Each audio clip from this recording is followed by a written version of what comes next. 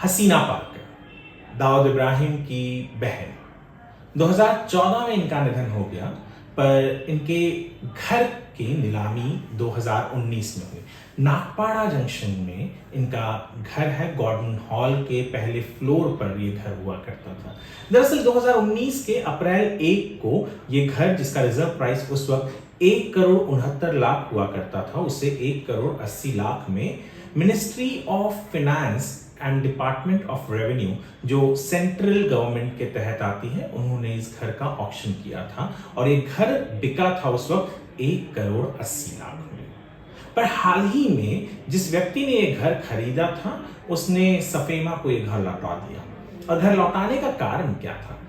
लौटाने का कारण ये था कि उसका कहना था कि जो घर सफेमा ने उसे दिखाया था वो थोड़ा बड़ा लग रहा था, पर जब वो वहां गया तो सोसाइटी ने कहा कि भैया यहाँ तो एंक्रोचमेंट था, इसके पहले वाले ओनर ने जो कर रखा था, और आप वो एंक्रोचमेंट आपको निकालना है, या वो एंक्रोचमेंट वाला एरिया जो है वो सोसाइटी को बिलोंग करता है, तो सोसाइटी उसे वापस लेगी।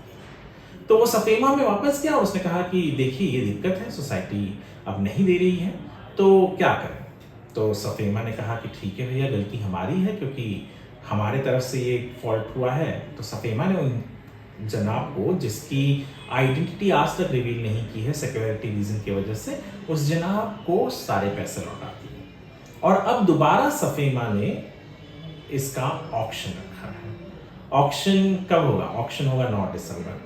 और ऑक्शन में भाग लेने के लिए 3 तरीके की प्रक्रिया है। या तो आप पब्लिक ऑक्शन में लेंगे, या सील टेंडर भेजेंगे, या ई ऑक्शन में।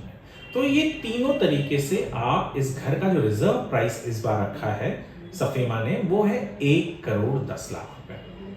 कम करने के पीछे 2 कारण है। पहला तो एंक्रोचमेंट, आप जानते ही हैं, यानी घर का एरिया थोड़ा सा बदल जाएगा। और दूसरा जो है कि कोविड के बाद एक इंटरेस्ट नहीं रहा है रियल एस्टेट में इतना ज़्यादा लोगों का, क्योंकि प्रायोरिटीज चेंज हो गई हैं, प्रायोरिटीज बदल गई हैं। तो ये भी एक कारण है कि घर की कीमत कम है। दूसरा एक सबसे बड़ा दिक्कत या कारण कहें तो ये घर अंडरवर्ल्ड डॉन दाऊद इब्राहिम की बहन का है। बहुत से लोग इस घर में इन्वॉल्व नहीं होना चाहेंगे।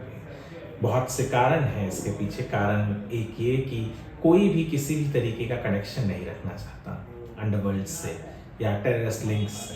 इंडियाज मोस्ट वांटेड टेररिस्ट कहें तो दाऊद इब्राहिम का नाम सबसे ऊपर आता है, और ये घर उनकी बहन का है।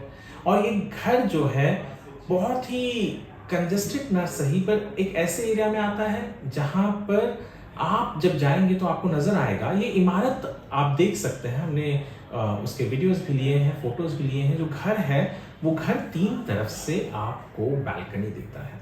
तो कई लोगों ने वो बालकनी सोचकर भी इस घर के लिए इंटरेस्ट दिखाया था, बट सोसाइटी का कहना है कि एंक्रोचमेंट है और ड्यूज भी हैं। कुछ 2,95,000 रुपए सोसाइटी के पास ड्यू है 31 मार्च 2022 तक। तो जो घर लेगा उसे जो कीमत है वो तो अदा ही करनी है, उसके साथ ही साथ ये जो ड्यू भी बचे हैं, जो 21% इंटरेस्ट और पेनल्टी के साथ लग रहे हैं, वो भी भरना होगा।